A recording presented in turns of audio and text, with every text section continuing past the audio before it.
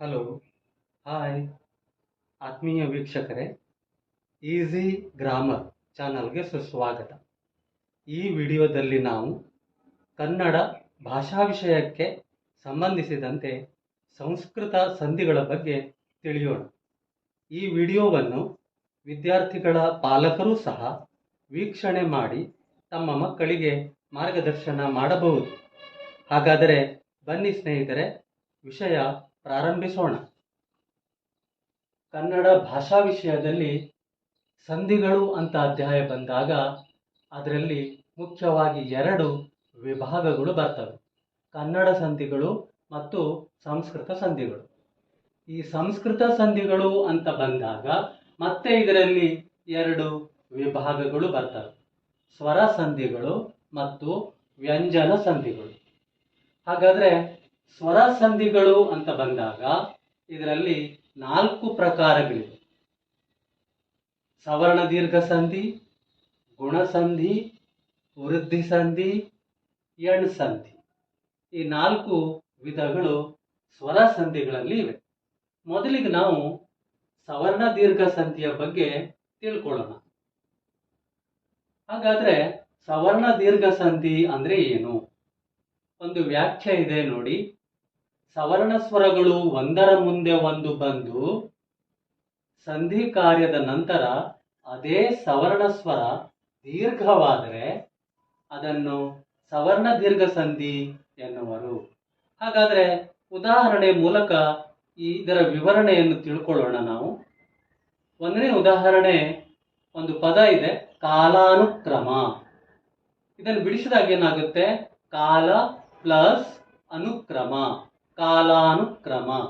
ಇಲ್ಲಿ ಪೂರ್ವ ಪದದ ಕೊನೆಯ ಅಕ್ಷರ ಅ ಇದೆ, ಉತ್ತರ ಪದದ ಮೊದಲನೇ ಅಕ್ಷರ ಅ ಇದೆ, ಅದ ಮುಂದೆ ಅ ಬಂದಿದೆ, ಅಂದ್ರೆ ಇದು ಸವರ್ಣ ಅಕ್ಷರಗಳು.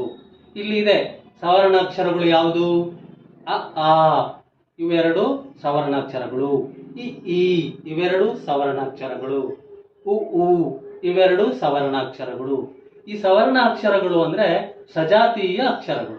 ಒಂದರ ಮುಂದೆ ಒಂದು ಬಂದು ಸಂಧಿ ಕಾರ್ಯದ ನಂತರ ದೀರ್ಘವಾದರೆ ಅದೇ ಸವರ್ಣ ಸ್ವರ ಅಥವಾ ಅಕ್ಷರ ದೀರ್ಘವಾದರೆ ಅದನ್ನು ನಾವೇನು ಕರಿತೀವಿ?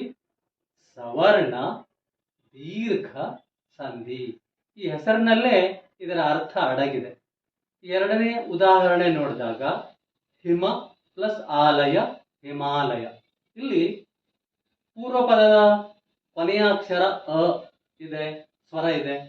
ಉತ್ತರ ಪದದ ಮೊದಲನೇ ಅಕ್ಷರ ಆ ಇದೆ, ಅ ಪ್ಲಸ್ ಆ ಇದು ಕೂಡ ಸವರ್ಣಗಳು ಅಂದ್ರೆ ಸಜಾತೀಯ ವರ್ಣಗಳು. ಒಂದರ ಮುಂದೆ ಒಂದು ಬಂದಿದೆ. ಸಂಧಿ ಕಾರ್ಯದ ನಂತರ ಏನ್ ಬದಲಾವಣೆ ಆಗಿದೆ? ಹಿಮಾಲಯ ಆಗಿದೆ. ಅಂದ್ರೆ ಅದೇ ಸವರ್ಣದ ಅಕ್ಷರ ದೀರ್ಘವಾಗಿದೆ. ನೆಕ್ಸ್ಟ್ ಮೂರನೇದು ಫಣೀಂದ್ರ ಪದ. ಫಣಿ ಅಂದ್ರೆ ಸಂಸ್ಕೃತದಲ್ಲಿ ಸರ್ಪ ಅಂತ ಅರ್ಥ ಆಗುತ್ತೆ. ಇಲ್ಲಿ ಫಣಿ ಪ್ಲಸ್ ಇಂದ್ರ, ಫಣೀಂದ್ರ. ಇಲ್ಲಿ ಪೂರ್ವ ಪದದಲ್ಲಿ ಕೊನೆಯ ಅಕ್ಷರ ಇ, ಉತ್ತರ ಪದದಲ್ಲಿ ಮೊದಲ ಅಕ್ಷರ ಇ, ಎರಡು ಸವರ್ಣ ಅಕ್ಷರಗಳು. ಇ ಪ್ಲಸ್ ಇ ಸೇರಿ ಇಲ್ಲಿ ಫಣೀಂದ್ರ, ಈ ದೀರ್ಘವಾಗಿದೆ. ಹಾಗಾಗಿ ಇದು ಕೂಡ ಸವರ್ಣ ದೀರ್ಘ ಸಂಧಿ. ನೆಕ್ಸ್ಟ್ ಬಂದು ರವೀಶ. ಇಲ್ಲಿ ರವಿ ಪ್ಲಸ್ ಈಶ. ಇಲ್ಲಿ ಮೊದಲ ಅಕ್ಷರ ಇ ಇದೆ, ಅಂದ್ರೆ ಹ್ರಸ್ವ ಸ್ವರ ಇ ಇದೆ. ಇದರ ಮುಂದೆ ದೀರ್ಘ ಸ್ವರ ಇ ಬಂದಿದೆ. ಇ ಪ್ಲಸ್ ಇ ಬಂದು ಇಲ್ಲಿ ಸಂಧಿ ಕಾರ್ಯದ ನಂತರ ಈ ದೀರ್ಘ ಆಗಿದೆ, ರವೀಶ ಆಗಿದೆ. ಹಾಗಾಗಿ ಇದು ಕೂಡ ಸವರ್ಣ ದೀರ್ಘ ಸಂಧಿ. ನೆಕ್ಸ್ಟ್ ಬಂದು ಗುರೂಪದೇಶ. ಇಲ್ಲಿ ಗುರು ಪ್ಲಸ್ ಉಪದೇಶ, ಉ ಮುಂದೆ ಉ ಬಂದಿದೆ, ಸವರ್ಣ ಸ್ವರಗಳು ಬಂದಿವೆ. ಸಂಧಿ ಕಾರ್ಯದ ನಂತರ ಗುರೂಪದೇಶ ದೀರ್ಘ ಆಗಿದೆ, ಉ ದೀರ್ಘ ಆಗಿದೆ. ಹಾಗಾಗಿ ಇದು ಸವರ್ಣ ದೀರ್ಘ ಸಂಧಿ. ಇನ್ನು ಒಂದು ಪ್ರಶ್ನೆಯನ್ನು ನೋಡೋಣ ವೀಕ್ಷಕರೇ. ಪದ ಬಿಡಿಸಿ ಸಂಧಿಯ ಹೆಸರು ಬರೆಯಿರಿ. ಊರೂರು ಅಂತ ಒಂದು ಪದ ಕೊಟ್ಟಿದ್ದಾರೆ. ಇಲ್ಲಿ ನಾವು ಬಿಡಿಸಿದಾಗ ಏನಾಗುತ್ತೆ, ಇದಕ್ಕೆ ಅರ್ಥ ಬರಬೇಕು. ಊರು ಪ್ಲಸ್ ಊರು ಊರೂರು ಅಂತ ಆಗುತ್ತೆ. ಓಕೆ, ಪದ ಬಿಡಿಸಿದ್ದು ಸರಿಯಾಗಿದೆ. ಈಗ ಸಂಧಿ ಕಾರ್ಯ ಏನಾಗಿದೆ, ಇಲ್ಲಿ ಉ ಪ್ಲಸ್ ಉ ಸವರ್ಣಗಳು ಬಂದಿವೆ, ಇಲ್ಲಿ ದೀರ್ಘ ಕೂಡ ಆಗಿದೆ. ಆದರೆ ಇದು ಇದು ಸವರ್ಣ ದೀರ್ಘ ಸಂಧಿ ಅಲ್ಲ. ಯಾಕೆ ಅಂತ ಕೇಳಿದ್ರೆ, ಇದು ಕನ್ನಡ ಪದಗಳು, ಊರು ಅನ್ನುವಂಥದ್ದು ಕನ್ನಡ ಪದಗಳಾಗಿರೋದ್ರಿಂದ ಸಂಸ್ಕೃತ ಸಂಧಿಗಳ ವಿಭಾಗದಲ್ಲಿ ಇದು ಬರೋದಿಲ್ಲ. ಹಾಗಾಗಿ ಇದು ಸ್ವರ ಲೋಪ ಸಂಧಿಯಲ್ಲಿ ಹೋಗುತ್ತೆ. ಇದನ್ನು ನಾವು ಮುಂದಿನ ವಿಡಿಯೋದಲ್ಲಿ ಕನ್ನಡ ಸಂಧಿಗಳು ಅಂತ ಬಂದಾಗ ಅದರಲ್ಲಿ ಇದು ಹೇಗೆ ಉಂಟಾಗ್ತದೆ, ಈ ಸ್ವರ ಲೋಪ ಸಂಧಿ ಹೇಗಾಯಿತು, ಇದರ ಬಗ್ಗೆ ನಾವು ಹೆಚ್ಚಿನದನ್ನು ತಿಳ್ಕೊಳ್ಳೋಣ. ಓಕೆ ಸ್ನೇಹಿತರೆ, ಈಗ ನೆಕ್ಸ್ಟ್ ಎರಡನೇ ಸಂಧಿ ಗುಣ ಸಂಧಿ, ಇದರ ಬಗ್ಗೆ ನಾವು ತಿಳ್ಕೊಳ್ಳೋಣ.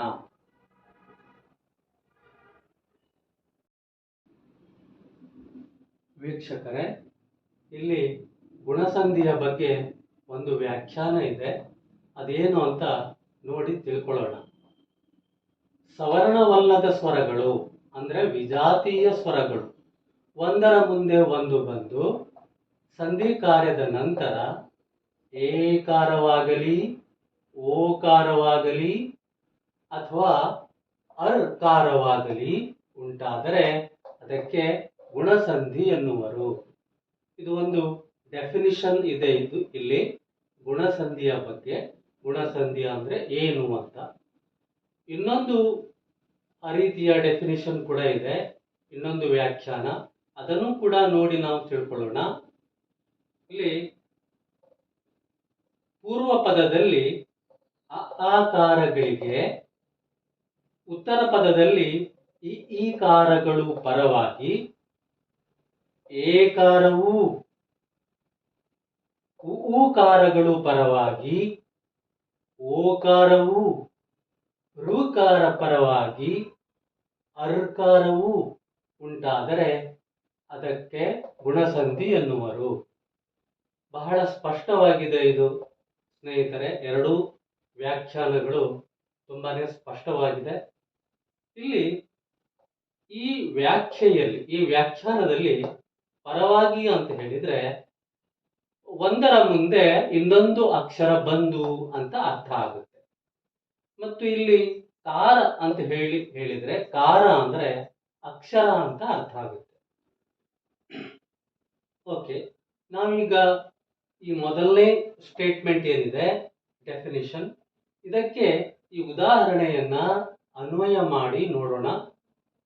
ಮೊದಲನೇ ಉದಾಹರಣೆ ಏನಿದೆ, ಉಪೇಂದ್ರ, ಇದು ಸಂಧಿ ಪದ. ಬಿಡಿಸಿ ಬರೆದಾಗ ಉಪ ಪ್ಲಸ್ ಇಂದ್ರ ಉಪೇಂದ್ರ ಅಂತ ಆಯ್ತು.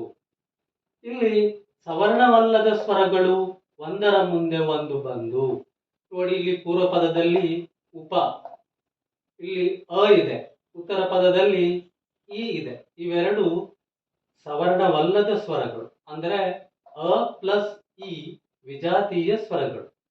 ಹೀಗೆ ವಿಜಾತೀಯ ಸ್ವರಗಳು ಒಂದರ ಮುಂದೆ ಒಂದು ಬಂದು ಸಂಧಿ ಕಾರ್ಯದ ನಂತರ ಏಕಾರವಾದರೆ ಅದು ಗುಣಸಂಧಿ ಅಂತ ಇಲ್ಲಿ ಸ್ಟೇಟ್ಮೆಂಟ್ ಇದೆ. ಹಾಗಾಗಿ ಇದು ಗುಣಸಂಧಿ.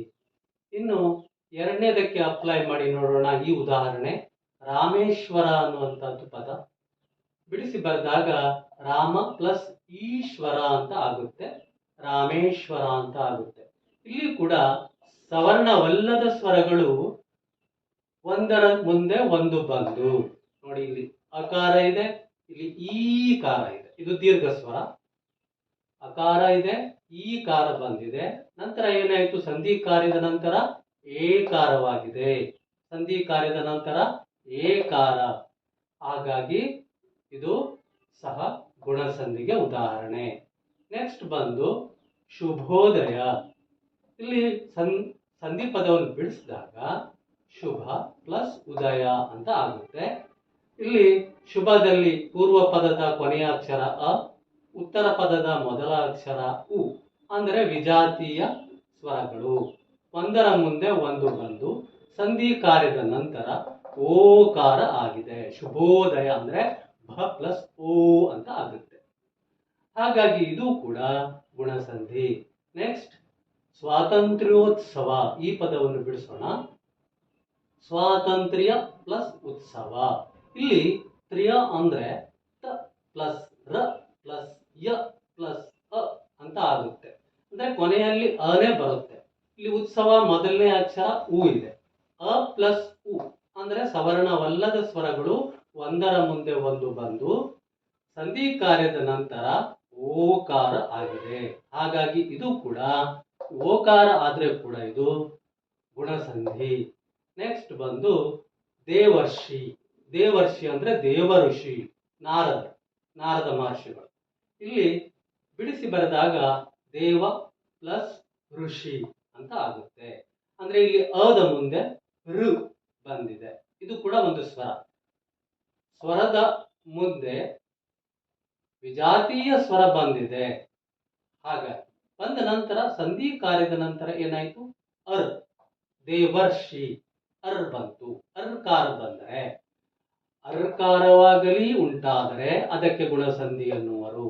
ಹಾಗಾಗಿ ಇದು ಕೂಡ ಗುಣಸಂಧಿ ಆಗುತ್ತೆ. ನೆಕ್ಸ್ಟ್ ಬಂದು ಸಪ್ತರ್ಷಿ, ಸಪ್ತಋಷಿಗಳು. ಇಲ್ಲಿ ನೋಡಿ ಸಪ್ತ ಪ್ಲಸ್ ಋಷಿ, ಸಪ್ತರ್ಷಿ. ಇಲ್ಲಿ ಏನಾಗಿದೆ?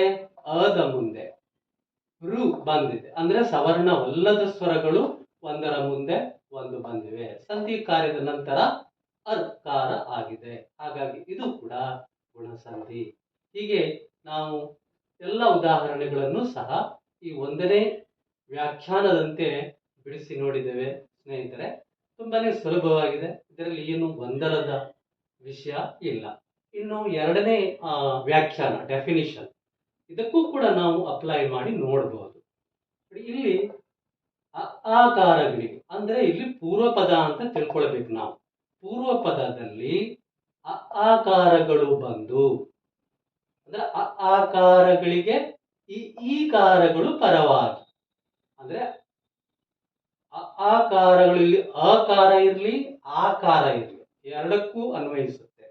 ಇಲ್ಲಿ ಉತ್ತರ ಪದದಲ್ಲಿ ಇಕಾರ ಹ್ರಸ್ವಸ್ವರ ಇರಲಿ ಅಥವಾ ಈಕಾರ ದೀರ್ಘ ಸ್ವರ ಇರಲಿ ಎರಡಕ್ಕೂ ಅನ್ವಯಿಸುತ್ತೆ.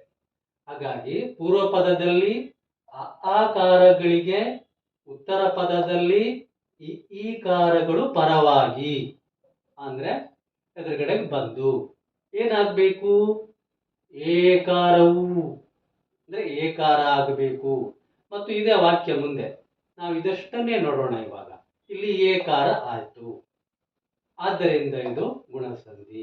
ನೆಕ್ಸ್ಟ್ ನೋಡೋಣ ನಾವು ಎರಡನೇದು. ಇದೇ ಆಕಾರಗಳಿಗೆ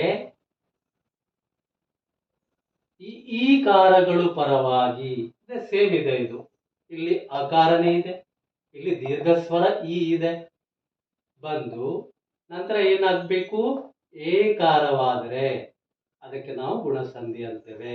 ನೆಕ್ಸ್ಟ್ ಮೂರನೇ ಉದಾಹರಣೆ, ಊಕಾರಗಳು ಪರವಾಗಿ. ಓಕಾರವು ಅಂದ್ರೆ ಇಲ್ಲಿ ಶುಭ.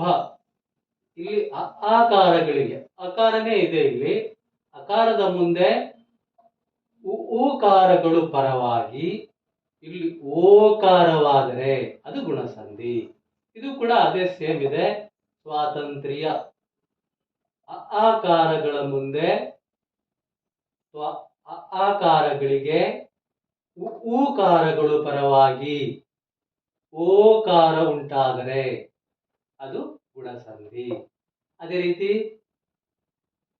ಇಲ್ಲಿ ಆಕಾರಗಳಿಗೆ ಋಕಾರ ಪರವಾಗಿ ಅರ್ಕಾರವು ಉಂಟಾದರೆ, ಇಲ್ಲಿದೆ ನೋಡಿ ಸ್ನೇಹಿತರೆ, ಪೂರ್ವ ಪದದ ಆಕಾರಗಳಿಗೆ ಋಕಾರ ಪರವಾಗಿ ಅರ್ಕಾರವು ಉಂಟಾದರೆ ಅದೇನಾಗುತ್ತೆ? ಗುಣಸಂಧಿ ಅಂತ ಆಗುತ್ತೆ. ಇದು ಕೂಡ ಅದೇ ರೀತಿ ಇದೆ. ಆಕಾರಗಳಿಗೆ ಋಕಾರವು ಪರವಾಗಿ ಅರ್ಕಾರವು ಉಂಟಾದರೆ ಅದಕ್ಕೆ ನಾವು ಗುಣಸಂಧಿ ಅಂತ ಕರಿತೀವಿ.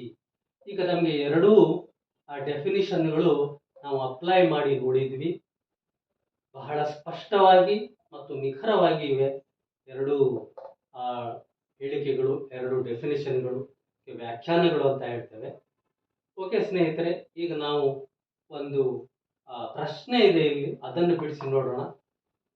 ಪ್ರಶ್ನೆ 2, ಸಂಧಿಪದ ಬಿಡಿಸಿ ಹೆಸರಿಸಿ. ಊಟೋಪಚಾರ. ಇಲ್ಲಿ ಊಟೋಪಚಾರ ಇದು ನಮಗೆ ನೀಡಿರುವಂತಹ ಪದ. ಇದನ್ನು ಮೊದಲು ನಾವು ಅರ್ಥ ಮಾಡ್ಕೊಳ್ಬೇಕು. ಊಟ ಉಪಚಾರ ಅಂತ ಆಗುತ್ತೆ. ಊಟ ಪ್ಲಸ್ ಉಪಚಾರ ಅಂತ ಆಗುತ್ತೆ. ಆ ರೀತಿ ಬಿಡಿಸೋಣ. ಊಟ ಪ್ಲಸ್ ಉಪಚಾರ ಅಂತ ಬಿಡಿಸಿದ್ವಿ. ಇಲ್ಲಿ ಅದ ಮುಂದೆ ಊ ಬಂದಿದೆ, ಅಂದ್ರೆ ವಿಜಾತೀಯ ಸ್ವರಗಳು ಒಂದರ ಮುಂದೆ ಒಂದು ಬಂದಿವೆ. ಕೊನೆಯಲ್ಲಿ ಓಕಾರ ಕೂಡ ಆಗಿದೆ, ಊಟೋಪಚಾರ ಅಂತ. ಹಾಗೆ ನೋಡಿದ್ರೆ ಇದು ಗುಣಸಂಧಿಯ ಹಾಗೆ ಕಾಣುತ್ತೆ, ಅದರ ಲಕ್ಷಣ ಇದೆ. ಆದರೆ ಇದು ಗುಣಸಂಧಿ ಅಲ್ಲ. ಯಾಕೆ ಅಂದ್ರೆ ನಾವು ಮೊದಲಿಗೆ ಏನ್ ಗಮನಿಸಬೇಕು, ನೀಡಿರುವಂತಹ ಪದ ಕನ್ನಡ ಪದವೇ ಅಥವಾ ಸಂಸ್ಕೃತ ಪದವೇ ಅನ್ನೋದನ್ನ ಮೊದಲು ನೋಡ್ಕೊಳ್ಬೇಕು. ಇದಿಲ್ಲಿ ಊಟ ಅನ್ನುವಂಥದ್ದು ಕನ್ನಡ ಪದ, ಉಪಚಾರ ಅನ್ನುವಂಥದ್ದು ಸಂಸ್ಕೃತ ಪದ. ಹಾಗಾಗಿ ಎರಡೂ ಸಂಸ್ಕೃತ ಪದಗಳಿದ್ದರೆ ಮಾತ್ರ ಅದು ಸಂಸ್ಕೃತ ಸಂಧಿ ವಿಭಾಗದಲ್ಲಿ ಬರುತ್ತೆ. ಇಲ್ಲಿ ಊಟ ಅಂತ ಒಂದು ಪದ ಕನ್ನಡ ಪದ ಇರೋದ್ರಿಂದ ಇದು ಕನ್ನಡ ಸಂಧಿಗಳ ವಿಭಾಗಕ್ಕೆ ಹೋಗುತ್ತೆ. ಹಾಗಾಗಿ ಅದು ಏನಾಗುತ್ತೆ, ಅಸ್ವರ ಲೋಪ ಸಂಧಿ ಆಗುತ್ತೆ. ಇದು ಹೇಗೆ ಇಲ್ಲಿ ಊಟ ಉಪಚಾರ ಆಯಿತು, ಅಸ್ವರ ಲೋಪ ಸಂಧಿ ಆಯಿತು, ಇದನ್ನೆಲ್ಲ ನಾವು ಮುಂದಿನ ಒಂದು ವಿಡಿಯೋದಲ್ಲಿ, ಅಂದರೆ ಕನ್ನಡ ಸಂಧಿಗಳು ಅಂತ ಒಂದು ವಿಡಿಯೋದಲ್ಲಿ ಅದರ ಬಗ್ಗೆ ತಿಳ್ಕೊಳ್ಳೋಣ. ಆದರೆ ಇಲ್ಲಿ ನಾವು ಊಟೋಪಚಾರವನ್ನು ಬಿಡಿಸಿದಾಗ ಇದು ಸಂಸ್ಕೃತ ಸಂಧಿಗಳಲ್ಲಿ ಬರಲ್ಲ, ಗುಣಸಂಧಿ ಕೂಡ ಆಗಲ್ಲ.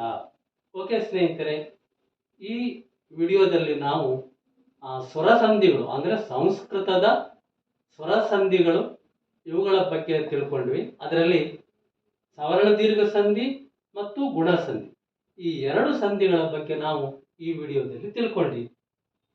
ಇದರ ನಂತರ ಮುಂದಿನ ವಿಡಿಯೋದಲ್ಲಿ ವೃದ್ಧಿ ಸಂಧಿ ಮತ್ತು ಎಣ ಸಂಧಿ, ಈ ಎರಡು ಸಂಧಿಗಳ ಬಗ್ಗೆ ತಿಳಿಯೋಣ.